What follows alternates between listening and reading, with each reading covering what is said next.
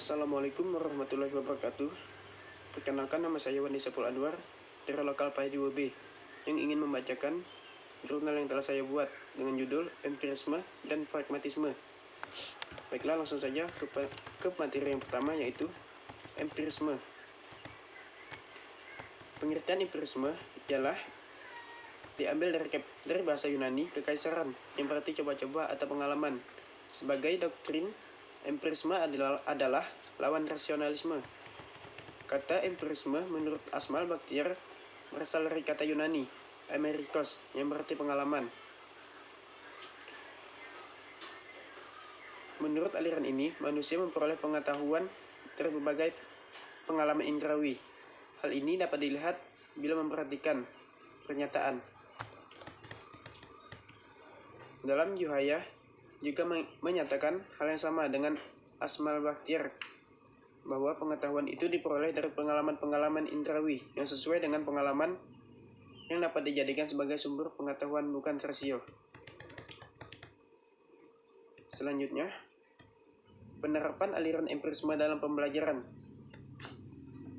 yaitu aliran empirisme merupakan salah satu aliran dalam filosof yang menekankan peranan pengalaman dalam memperoleh pengetahuan serta pengetahuan itu sendiri, dan pengecilan peranan akal.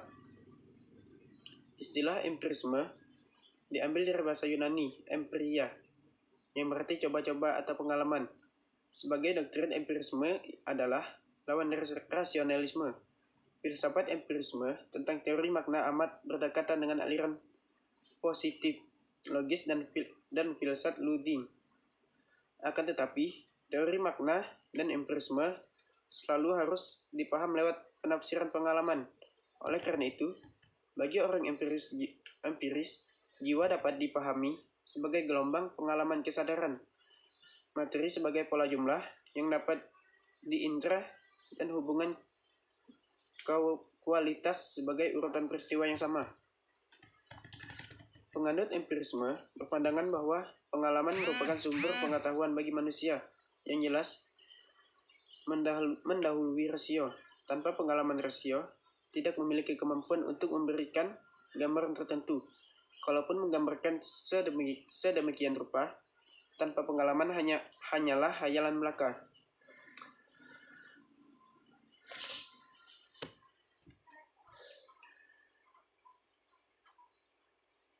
John Locke, salah satu seorang penganut empirisme yang juga bapak empirisme, mengatakan bahwa waktu manusia dilahirkan dalam keadaan akal masih bersih, ibarat kertas yang masih kosong yang belum bertuliskan apapun. Pengetahuan muncul ketika indera manusia menimba pengalaman dengan cara melihat dan mengamati berbagai kejadian dalam kehidupannya. Kertas tersebut mulai bertuliskan berbagai pengalaman indrawi. Seluruh sisa pengetahuan diperoleh menggunakan jalan serta pembandingan ide-ide yang diperoleh dari penginderaan serta refleksi. Yang pertama dan sederhana. Selanjutnya, materi yang kedua ialah pragmatisme. Pragmatisme berasal dari kata Yunani yaitu pragma, yang berarti tindakan atau perbuatan. Pragmatisme adalah aliran filsafat yang berpandangan bahwa kriteria kebenaran sesuatu ialah apakah sesuatu itu memiliki kegunaan bagi kehidupan nyata. Oleh sebab itu, kebenaran sifatnya menjadi relatif, tidak mutlak. Suatu konsep atau peraturan sama sekali tidak memberikan kegunaan bagi masyarakat tertentu, tetapi terbukti berguna bagi masyarakat, berakibat baik atau berguna. Aliran ini mementingkan kegunaan suatu pengetahuan dan bukan kebenaran objektif dari pengetahuan. Pragmatisme akan menguji pengetahuan dan akan mengetahui kebenaran pengetahuan tersebut melalui konsekuensi dari pelaksanaan pengujiannya.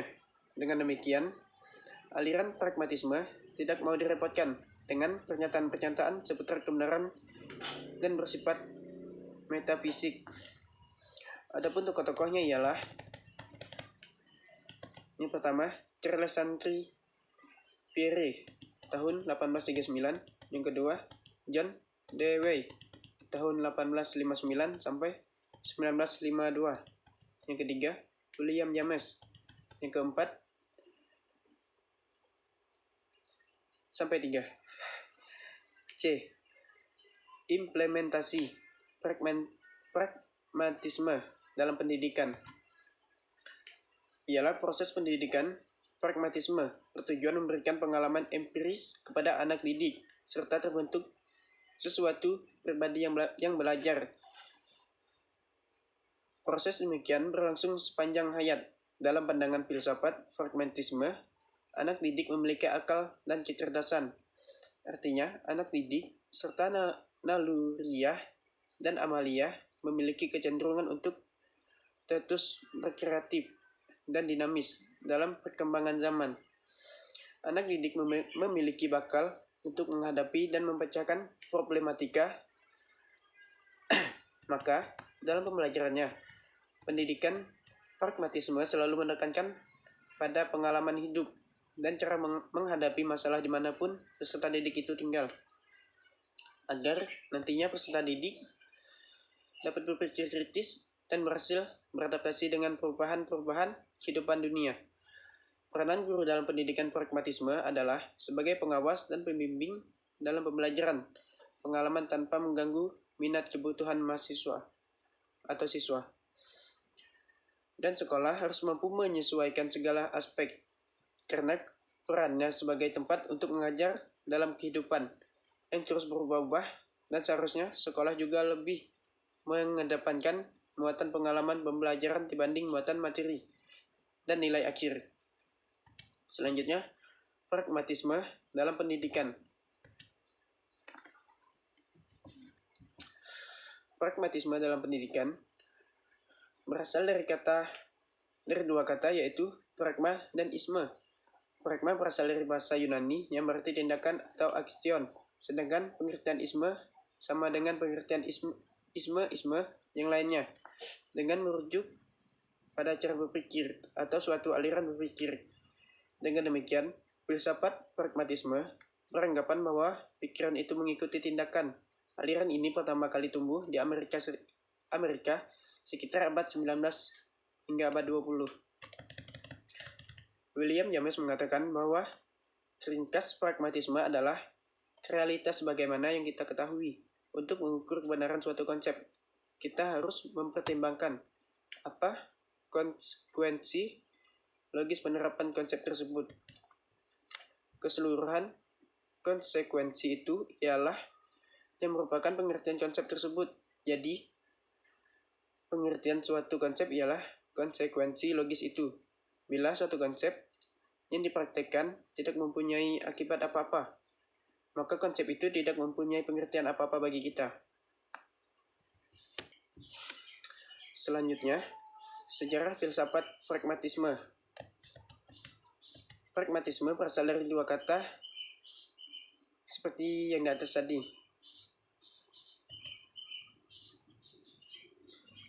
Aliran ini pertama kali tumbuh di Amerika dan melahirkan beberapa nama yang cukup berpengaruh, mulai Charles Sanders Peirce tahun 1839 sampai 1914 dan William James 1842 sampai 1910 dan John Dewey dan seorang pemikir yang juga cukup menonjol bernama George Herbert Mead tahun 1863 sampai 1931.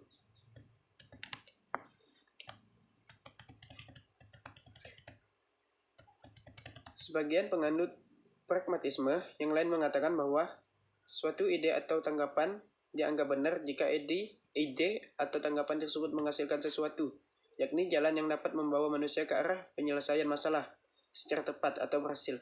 Seseorang ingin membuat hari depan, ia harus membuat kebenaran, karena masa depan bukanlah sesuatu yang sepenuhnya ditentukan oleh masa lalu. Selanjutnya, metafisika pragmatisme. Filsafat pragmatisme secara umum dipandang berupaya menengahi pertikaian idealisme dan empirisme, serta berupaya melakukan sintetis antara keduanya.